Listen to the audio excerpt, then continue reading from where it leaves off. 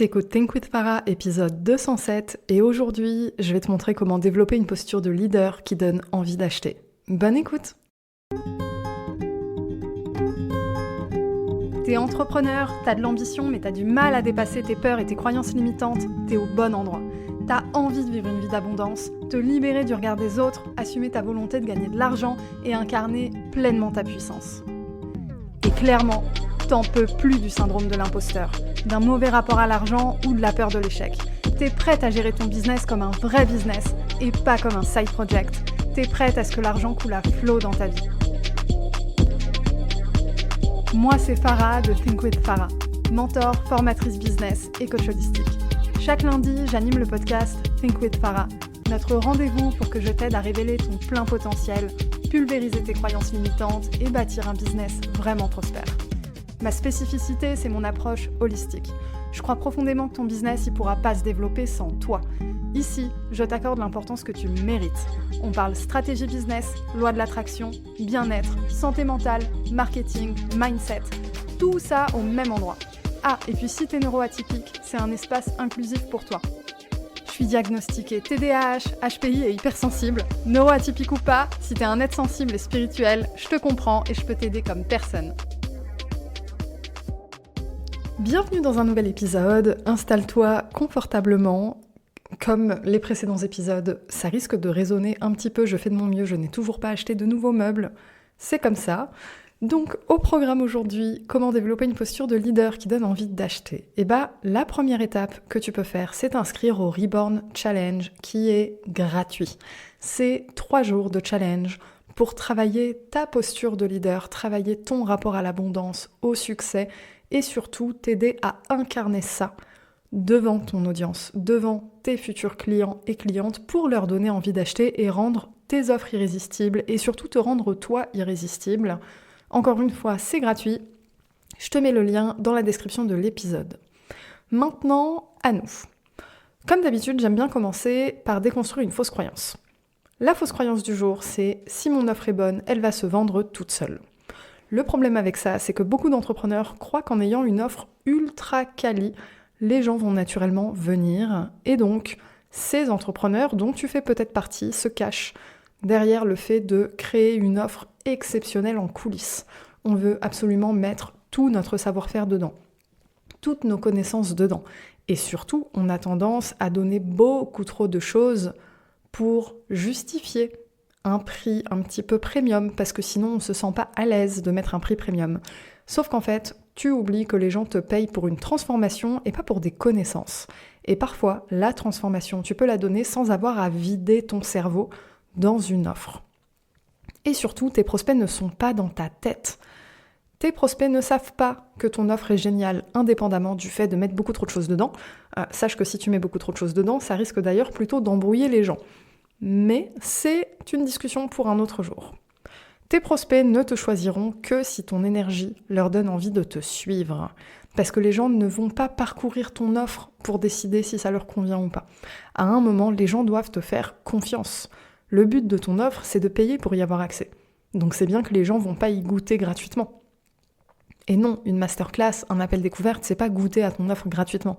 C'est accéder à toi, à ta pédagogie, ta magie personnelle, ta façon de faire, etc. pour avoir envie. Encore une fois, c'est toujours avoir envie. Et ce qu'on va voir aujourd'hui, c'est comment adopter une posture de leader qui donne instantanément envie et confiance. Parce que c'est ça qu'on fait. Donc, la problématique aujourd'hui, c'est que les gens n'achètent peut-être pas ton offre. Si tes ventes ne décollent pas, il y a de grandes chances que ce soit une question de posture. Tu hésites trop, donc ton audience, elle va douter avec toi. Tu vends timidement, donc ton audience, elle ne ressent pas d'urgence à passer à l'action. Elle ne se rend pas compte d'à quel point ce que tu transmets, ça va l'aider à avancer sur une problématique concrète. Et surtout, tu as peut-être peur d'être trop vendeuse ou vendeur, donc ton audience ne comprend même pas que tu vends, que tu as un truc à vendre et que tu as un truc génial à vendre.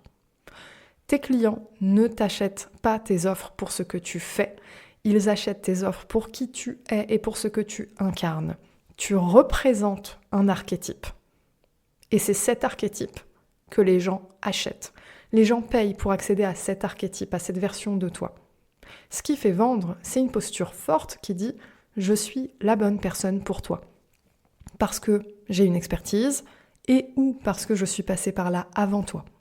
L'un ou l'autre, peu importe. Mais le fait est que tu es la bonne personne pour apporter du plus dans la vie de ces personnes. Petite parenthèse, avec tout ce que je dis, tu ressens peut-être que c'est un podcast, exclusivement pour coach et thérapeute. C'est pas vrai, ça fonctionne aussi pour les artisans et les artistes. Parce que si tu es artisan, artiste, artiste, c'est encore une petite catégorie à part. On va dire artisan. Si tu es artisan, tu as une façon très spécifique de créer quelque chose. Et tu le crées parce que tu as une vision artistique, certes, mais aussi parce que tu as à cœur d'apporter cette vision au monde. Et du coup, tu as des personnes en face qui vont acheter tes offres juste parce que c'est toi, ta créativité. Donc ça marche aussi pour toi. Ta posture de leader, c'est une énergie, c'est pas juste une attitude. C'est pas juste une question de confiance en soi, c'est une question de cohérence entre ton message et ton énergie. La fameuse cohérence qui est extrêmement, extrêmement importante et qui est un des piliers qu'on travaille dans le Rebound Challenge. Je t'invite grandement à participer. C'est 1 heure par jour pendant 3 jours et ça va littéralement changer ton année, changer le cours de ton business et propulser qui tu es en tant que personne. Si ton énergie est forte, les gens vont la ressentir telle une évidence parce que tu vas prendre de la place. Tu vas t'autoriser à prendre de la place. Or, si ton énergie elle est hésitante, devine quoi, les gens vont hésiter avec toi. Les gens vont se demander pourquoi elle hésite. Si elle prend pas assez la parole, c'est qu'il y a un truc à cacher. C'est qu'il y a quelque chose qui ne va pas. Et là, tu peux avoir la meilleure stratégie du monde. En fait, ça va quand même flopper parce que l'énergie ne suit pas. Au final, c'est pas la stratégie qui vend, c'est l'énergie derrière la stratégie. Et c'est pour ça que vraiment je me tue à dire une stratégie, ça ne fait pas tout. Des compétences, ça ne fait pas tout. Des bonnes stratégies marketing, il y en a plein. Tu ouvres YouTube, tu regardes quelques minutes ou quelques heures de vidéo et tu vas bien trouver quelque chose qui te parle. Le secret pour réussir, il n'est pas là-dedans. La vente, c'est un transfert de certitude. Toi, tu as la certitude d'apporter du plus dans la vie de tes clients et clientes et tu vas transférer cette certitude de telle sorte à ce que la personne en face de toi va aussi avoir la certitude que tu peux l'aider sur sa problématique concrète et l'accompagner à atteindre son désir concret. Donc, j'ai quelques clés à te partager pour adopter une posture de leader qui donne envie d'acheter. La première, c'est assumer à 100% la valeur de ce que tu vends, indépendamment du regard des autres. Particulièrement si tu es sur une pratique qui est un petit peu hors norme dans la société.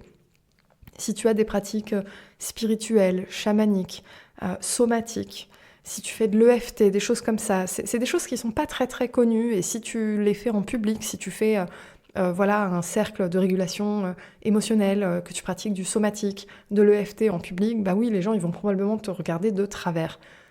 Mais voilà, toi, tu as besoin d'assumer à 100% la valeur de ce que tu vends, indépendamment du monde extérieur, parce que le monde extérieur, ça tombe bien, ce ne sont pas tes clients. Tes clients, eux, ils ont aucun problème avec le fait de te voir faire des trucs loufoques. Parce que ces personnes-là, elles aiment ces trucs loufoques, elles les recherchent, elles en ont besoin. C'est absolument essentiel d'assumer à 100% la valeur de ce que tu vends, parce que si t'es pas convaincu à 100% que ton offre, c'est littéralement une bénédiction pour ta clientèle, en fait, personne ne le sera. La posture d'un ou d'une leader, c'est avoir 0 doute sur l'impact de ce que tu proposes. Donc, j'ai un petit exercice à te conseiller. Pose-toi et écris 10 raisons pour lesquelles ton offre, c'est une transformation puissante. Ça apporte du plus dans la vie de tes clients. Lis-les à voix haute jusqu'à ce que tu ressentes cette fameuse certitude, mais de façon inébranlable. Ok ? Deuxième point. Développer une énergie de « je suis la solution ». Je, pas mon offre. Si tu veux que les gens achètent, tu dois avoir une énergie qui dit « je suis la personne qui va t'aider ». Et surtout pas une énergie de « s'il te plaît, choisis-moi » ou une énergie de « je me cache derrière mon offre parce que j'ai tellement vidé mon cerveau et j'ai tellement donné de la valeur que du coup les gens vont se concentrer sur le contenu et pas sur moi parce que moi j'ai un syndrome de l'imposteur, blablabla, you feel me. Ok ? Non. On va pas se cacher derrière son offre, on va pas se cacher derrière ses connaissances. Tu es la personne, la solution. Ok ? Donc, comment appliquer ça ? Déjà, Commence à parler comme une personne qui guide vraiment. Ose canaliser des messages de guide. Et si t'arrives pas encore à le faire, si quand il s'agit de créer du contenu, t'es en mode coucou les petits oiseaux, piou piou piou, je regarde dans le ciel et puis j'ai aucune créativité, j'ai aucune idée de contenu, pose l'intention de canaliser des messages de guide. Pose l'intention d'avoir cette posture-là et de recevoir des messages à transmettre. Tu verras à quel point c'est puissant. La loi de l'attraction, c'est aussi ça. On ne manifeste pas que des résultats, on manifeste aussi une transformation personnelle et ça commence par incarner ta posture de guide. Et dans ton discours intérieur, remplace les phrases comme « mon offre pourrait peut-être aider, machin chouette » et encore pire quand tu parles à quelqu'un « mon offre pourrait peut-être t'aider ». Ose dire des choses comme « mon offre est ce dont tu as besoin maintenant » avec ce que tu m'as partagé. Avec la conversation qu'on a eue, j'ai la certitude que mon offre c'est la bonne pour toi. N'aie pas peur de faire ça. Si toi t'es pas sûr, la personne en face elle va pas l'être. Toi qui es sûre et certaine de ton offre, ça veut pas dire que tu es en train de mettre un couteau sous la gorge à la personne avec qui tu discutes. Ça veut juste dire que tu exprimes ta certitude et ça c'est un facteur de confiance. Donne-toi l'autorisation d'avoir la certitude que tes offres sont géniales. Ensuite, parle comme une leader et pas comme une vendeuse. Les leaders inspirent. Les leaders n'ont pas besoin de supplier, de te courir après en te disant « Est-ce que vous avez besoin de renseignements ? Tenez, j'ai un panier pour vous. Est-ce que vous voulez que je vous présente le nouveau produit ? Blablabla. Bla, bla, bla. » T'as pas besoin de faire ça. Si tu étais vendeuse dans un magasin, tu aurais besoin de faire ça. Ça contribue au métier de vendeuse. Mais en l'occurrence, t'es pas vendeuse, t'es leader. C'est pas pareil. Chacun son métier. T'es leader, tu inspires, t'as pas besoin de courir après les gens, de supplier. Et plus tu es ancré dans ton message, plus les gens ressentent l'envie de passer à l'action. Donc, quand tu parles de ton offre, pose-toi cette question. Si c'était la seule fois où mon audience m'entendait, est-ce qu'il comprendrait à quel point ce que je propose est puissant ? Ça met beaucoup de pression sur ses épaules, mais ça oblige à faire attention à comment tu parles, à peser tes mots et à mettre de la puissance dans tes mots. Imagine maintenant que tu présentes ton offre devant 1000 personnes. Comment parlerais-tu si tu savais que c'est exactement ce qu'elles recherchent ? Plutôt que te dire « Oh mon Dieu, je vais me montrer devant 1000 personnes. Ça va être horrible. » Non. Dis-toi « Je vais me montrer devant 1000 personnes pour qui mon offre est idéale. Et j'ai juste à leur en parler. Ça va être tellement fluide et évident, je suis certaine que ça va bien se passer. » Commence à avoir cette attitude, vraiment l'attitude d'une leader qui est sûre d'elle, et surtout sûre de ce qu'elle propose. Maintenant, autre chose, parlons des prix. Tu as besoin d'affirmer tes prix, indépendamment de la personne que tu as en face de toi, parce que les leaders ne négocient pas leur valeur. Attention, ça ne veut pas dire ne négocient pas leur prix. Je fais une petite parenthèse ici. Il y a toujours une possibilité de négocier un prix sans négocier la valeur.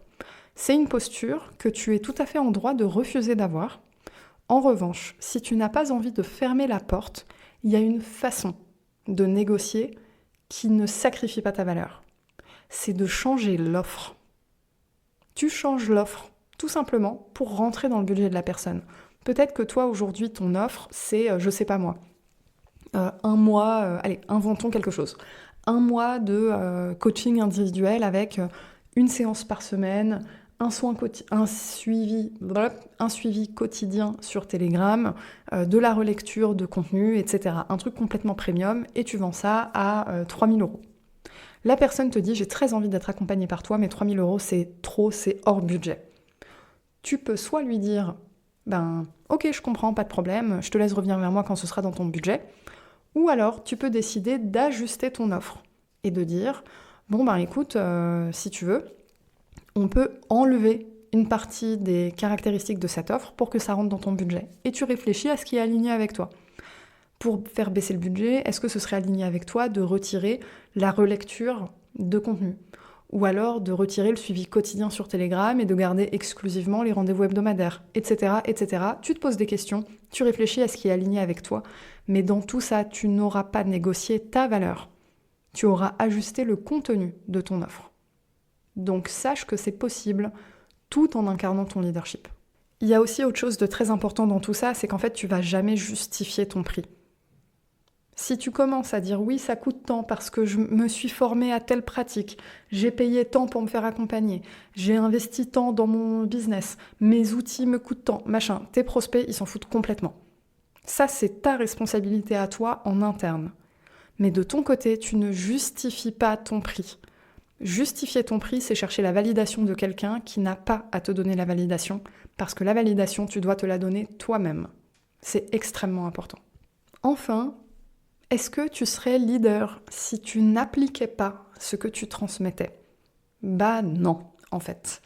Donc à un moment, va falloir montrer au lieu d'expliquer. Va falloir incarner, et ça s'appelle la congruence. Une leader ne se contente pas de dire qu'elle est bonne. Elle le prouve par son énergie, par ses résultats, par ses routines, par ce qu'elle incarne au quotidien. Plus tu incarnes ce que tu enseignes, moins tu as besoin de convaincre. Et c'est ça la vraie différence entre une leader et une vendeuse. Tu es leader d'impact, leader d'opinion. Tu dois leader par l'exemple. Dans tout ça, la posture de leader, c'est une question de certitude. Si t'as pas une posture de leader, ton audience, elle va ressentir le doute, elle va douter avec toi. Et tu vas passer ton temps à justifier, à argumenter, au lieu de vendre naturellement. Et plus tu te justifies et plus tu argumentes, plus tu baisses ton estime de toi et ta confiance en toi, aux yeux de ton audience certes, mais surtout aux yeux de toi-même. Et ça devient un problème. Donc n'aie pas peur de commencer par chercher à te convaincre toi-même. Mets-toi devant le miroir et entraîne-toi à annoncer tes prix, sans broncher, sans justifier, sans rien du tout, juste annoncer tes prix avec certitude. Entraîne-toi à présenter tes offres devant ton miroir. Filme-toi avec ton téléphone et entraîne-toi. Si tu intègres tout ce que je t'ai partagé aujourd'hui, ton énergie va vendre avant même que tes arguments arrivent sur la table. Les clients viendront naturellement à toi et tu n'auras plus jamais peur d'assumer tes offres. Voilà, on arrive à la fin de cet épisode. Je t'invite à le partager sur Instagram et à me taguer @thinkwithfarah et surtout à le partager à tes potes entrepreneurs qui bénéficieraient de ce que j'ai transmis aujourd'hui. Le bouche à oreille, c'est le premier moyen de visibilité du podcast. Donc je t'invite à jouer le jeu. Si t'aimes m'écouter, c'est une façon gratuite de soutenir mon travail. Également, je te rappelle que le Reborn Challenge est de nouveau disponible dans le lien dans la description de l'épisode. C'est une toute nouvelle édition avec des enseignements beaucoup plus deep et beaucoup plus transformationnels. Donc si tu as participé aux précédentes éditions, je t'invite à participer à celle-ci. Elle est 10 fois plus puissante. Je te souhaite une belle intégration et je te dis à la semaine prochaine.